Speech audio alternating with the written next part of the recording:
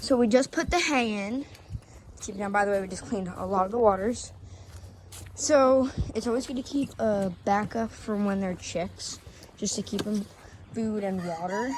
So what we're gonna do is we're just gonna spray out the food and water.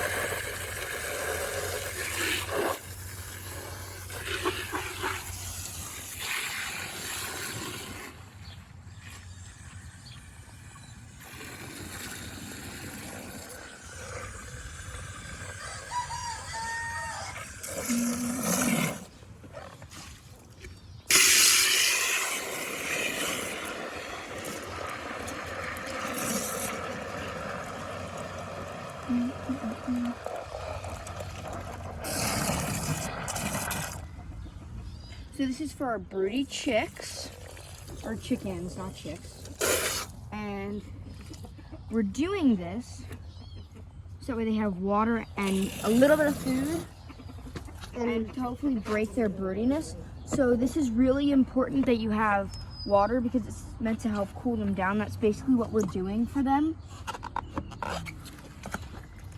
So you take the water in. Ladies, get back inside. Come on, Dad.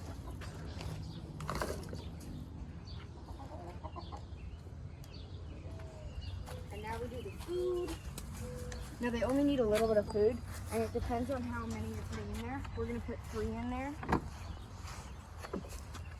Oh, frizzle. Sorry, we had to stop and look at frizz. So here's the food.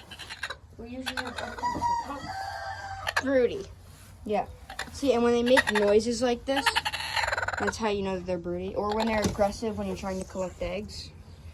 So we're just gonna put 1. We're probably gonna put 2 scoops in case it like rains. We don't want it to get wet because then it's a pain to clean. Maybe 3. Yeah, we'll do 3 of these scoops. The scoops maybe like Bigger or smaller. 2/4 cup or something.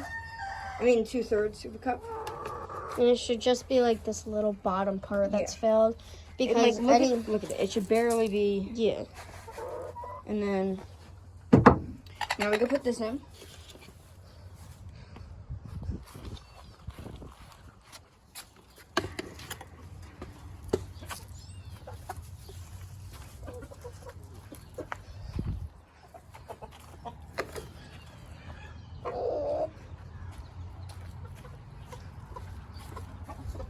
Another way to tell is they're going to be very hot underneath from laying in there. And also, if they're in there for just a day, that doesn't mean they're broody. So they should be in there for at least 3 days before you do anything in here. Hay should be covering most of the bottom. We need to add more. I'll go grab hay, and you kind of want these to be easily accessible in case they get them dirty. To use these things called pine chips or pine shavings. And frizzy, I know. And it's good to like help fill out. So you can have a mix, and that's good. That's plenty for them. Because we don't want them getting too hot, because straw holds heat. Keep it in.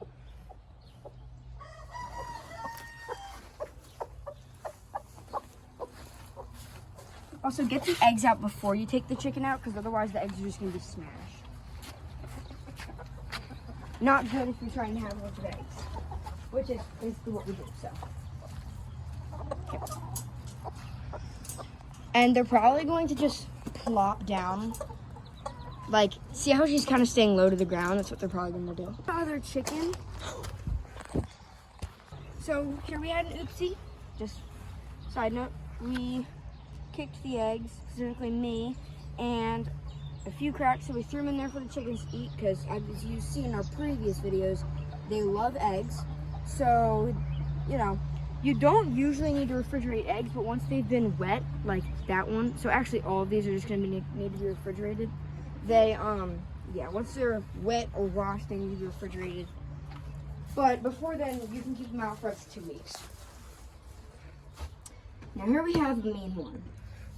So it's helpful to have 2 people, but because the other person who helps me is filming, we're gonna have to figure this out.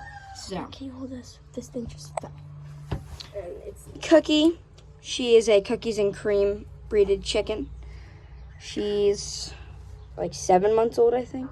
She's nice when she's not broody. When she's broody, she's very nice. I mean, mean. Okay. We have a few tools with us, so there's always feathers laying around. We got the bowl that you know, and we have a toothbrush to help clean waters when they're dirty. Which I just did, by the way. Very exhausting. Same.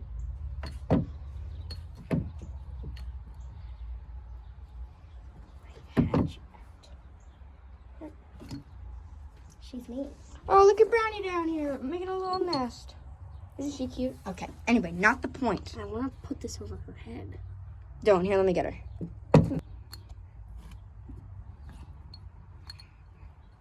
So I think we're gonna, oh, yeah, oh, okay.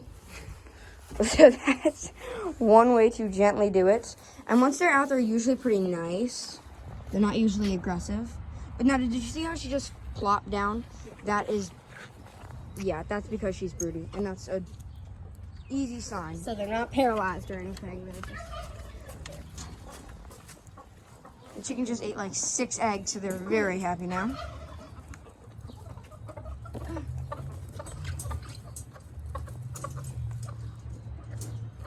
I was done with you cooking. So we also have a tarp that we had to wash, and it's hanging up right there. So what the point of that is like if it rains or at night, you should cover them up so that way predators can't see. Because even though they can't get in, it's just going to make them want to get in more if they can see them. So yeah, we just have this here so that way they can't eat the plant. And if you don't have the tarp and the animals like try to get in or they know that they can't and they just like pull the cage, the chickens can have like a heart attack and they could just die from that. So also, if you're building a coop, it's really important that you have sections if you're going to have both male and female roosters or chickens or turkeys, because our turkey, he can get aggressive some days for no reason, so we can just close him off in this little section. And then we can also, so we have 3 sections. That section, which is the largest, main run. this section is the second largest, which is where their dust baths are, and it's kind of like just like their relaxing area. And then here we've got their feeding area and their play area, so this is where they jump around, play.